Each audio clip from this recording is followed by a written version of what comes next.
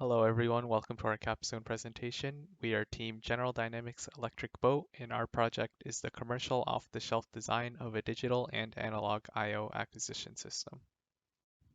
Our technical directors are Adam White, Art Viola, and Douglas Marshall. I am Gary Zhang and I am the computer engineer in this project and I am here today with my team member Jornel Medina who is the electrical engineer. Electric Boat has a distinguished history dating back to 1899 where the company was established to complete a vessel named Holland after its inventor and would become the first commissioned U.S. Navy submarine. Today, Electric Boat is the design yard and prime contractor for the Virginia-class submarine program, which is the first major warship completely designed in a virtual environment. Alongside the Virginia-class submarine program, Electric Boat is also currently engaged in the development of the Ohio replacement or the Columbia class, which will provide strategic deterrence for the nation well into the remainder of this century. For this project, our main goal was to investigate alternative technologies to the antiquated Versa Module Europa computer bus standard.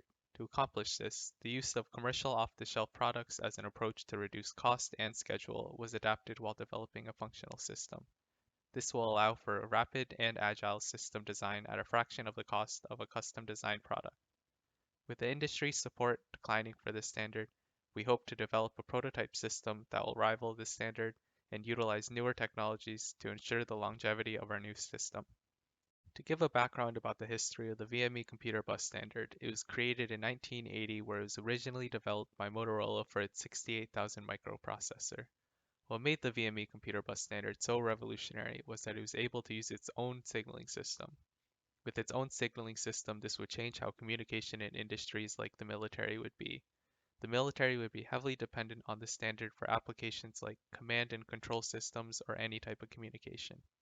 The anticipated best outcome of the project will be a functioning system that is an effective alternative to the VME computer bus standard. The final product will be a prototype system that will be able to evaluate these alternative technologies. Technical performance measures will be identified and documented to ensure that our prototype system is an efficient substitute to the VME computer bus standard. With the final product, we will also be delivering a test procedure document that will enable any user to operate our system. Our anticipated best outcome was achieved. A Raspberry Pi was selected as the competing alternative technology that we have selected I/O demonstrations for this past year. Each of these I/O demonstrations were implemented into individual project boxes to allow for protection of the circuits. These demonstrations are the COVID away demonstration, the function generator demonstration, and the desk lamp demonstration. The COVID away demonstration will utilize an ultrasonic sensor to detect distance from an object or person and will light the corresponding LEDs when this object or person is within a certain distance. The function generator demonstration will display a graph on the GUI containing data obtained from a function generator utilizing an analog to digital converter. Lastly, the desk lamp demonstration will be able to turn on the desk lamp, and while the lamp is on, an automatic shut-off time can be set on the GUI to turn off the lamp after a set amount of time. We will discuss later on in our presentation how we have implemented each of these tests. Our technical accomplishments this past semester include establishing top-level requirements and system-level requirements. Top-level requirements are specifications that will need to be met to achieve our best anticipated outcome, and system-level requirements are to describe constraints or functions of our system that can be categorized under each top-level requirement. Jarnell and I were able to establish a total of 5 top-level requirements with 30 system-level requirements that are present in our final product. A set of hardware and software-based tests were also created to ensure that our system is performing all of its tests properly. And as discussed earlier, we have developed a test procedure document that contains instructions for how to operate our system and technical performance measures to display measurements such as data acquisition speed and the range of our sensors. Next, I will go over the software aspect of our system. For our project to be able to communicate with the user's computer, a server-client application was developed with a GUI to allow the user to select which I/O demonstration they are currently viewing. On the Raspberry Pi, a set of software-based tests were created to communicate with the hardware to demonstrate each of these I/O demonstrations. The GUI was implemented on the user's side of the application. This GUI was created in Python using a module named tkinter. With this GUI, the user will be able to manage and view the data that is sent and received from the Raspberry Pi and the user's computer. The GUI will display different buttons depending on which I/O demonstration is currently being run. A screenshot was taken of each I/O demonstration in progress. The COVID away demonstration is displaying the current distance from the person in centimeters. The function generator demonstration is displaying a square wave graph that was produced on the function generator, and the desk lamp demonstration is sending an automatic shutoff time of 5 seconds to the Raspberry Pi. Now Jornel will go over the hardware aspect of our project. For the hardware aspect of the system, we had to ensure that the Raspberry Pi can transmit and receive data to the user workstation. This is where the user could utilize their laptop and view a GUI that provides the collected data and status of the current I/O applications. The Raspberry Pi 4 has a NUBS SD card that contains the embedded software for the I/O demonstrations. A camera module and a USB speaker are connected directly to the Raspberry Pi USB ports, which can be used for the applications. The 40-pin GPIO will be utilized to transmit and receive data to and from the Raspberry Pi. The GPIO breakout is a convenient component as it allows us to connect the I/O applications to the Pi with ease. As the Raspberry Pi is not capable of analog inputs, an analog to digital converter circuit has been fabricated for the function generator I/O demonstration to allow data to be collected. In our institutions, we also implemented a power strip to supply power for our system and I/O applications. Each of the I/O demonstrations were built on their own circuit boards and placed in their own project boxes. The COVID away demonstration is one of the 3 I/O applications that is utilized to test Raspberry Pi. The ultrasonic sensor detects how far away the object is from the system.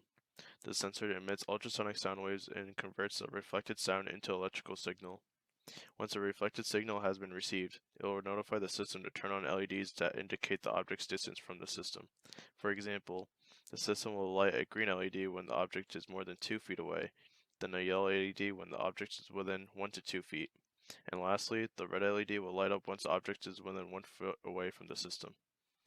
The detection distances can be altered within the code as well. The LEDs in the ultrasonic sensor are in front of the project box to detect the object right in front of it. This lets the person or object know how close they are to the system based on which LED is on. For the function generator I/O demonstration, an analog to digital converter is utilized to convert the data from the function generator to be sent to the Raspberry Pi. This allows the user to visually see the inputted signal from the GUI where a certain amount of data is collected prior to plotting it. The graph on the GUI displays the type of inputted waveform that the function generator is producing. The user must put the positive and negative leads of the generator to the respective terminals in front of the project box to input the signal to the system. The desk lamp demonstration has 4 main components: a photoresistor, a passive infrared sensor, a momentary push button, and a lamp. In this demonstration, the system will be able to detect whether the lamp light is currently on with the photoresistor. With this information, the system will be reading the input from the PIR to detect whether there is somebody sitting in front of the lamp. If there is somebody in front of the lamp, it will stay on. However, after a certain amount of time, the lamp will turn off. The automatic shut-off time can be adjusted within the GUI. During this time, the PIR constantly checks for motion. If motion is present, the lamp will stay on and the timer will reset. The momentary push button can also control whether if the light is on or off. The photoresistor is located on the top side of the project box where it can detect the light brightness from the lamp. The momentary push button is located right next to it, as it allows the user to turn on and off the lamp. The PIR is located in front of the box, allowing it to detect whether somebody is in front of the system. Next to it is a power receptacle that supplies power to the system. The power outlet is in the back of the system, where the lamp is plugged in to be powered. Technical performance measures have been documented to show how efficient the prototype system is in data acquisition. With this data, the system will be able to compare with similar tests using the VME to juxtapose the competing technologies. Aspects of each system were analyzed. For instance, the COVID-away's ultrasonic sensor detection range and accuracy was evaluated as the further the object is from the system, the measurements become very inconsistent due to the effective angle of the sensor, as it can detect any object within its view. With the function generator I/O demonstration, specific frequencies would change the number of samples in the list that are required to display the graph of the inputted signal. We further investigated the system's attenuation, which would occur when the frequency was increased to a certain point. And finally, the Deslands PIR detection range could be adjusted to allow the system to detect movement from 3 to 7 meters away from the system. The time delay can also be adjusted as it could increase or decrease the amount of time it will detect movement in front of the system again.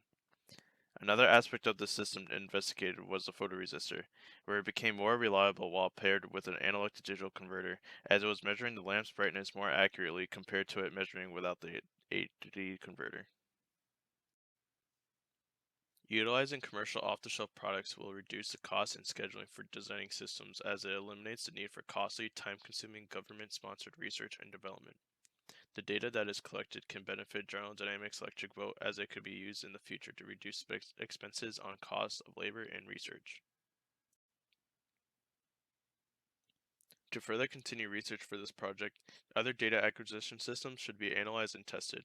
Increasing the budget will allow there to be a variety of systems to test, as the more expensive systems that were researched in the trade study had more capabilities than the systems that were within the budget. TPMs could be acquired and then compared to those that were obtained in the current prototype and any other systems to see which is our best suitable replacement for the VME standard.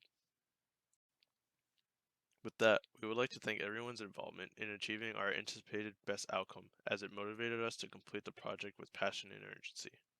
We want to recognize our technical directors, Art Viola, Adam White, and Douglas Marshall, who have contributed their time and knowledge, which assisted us along the development of our prototype.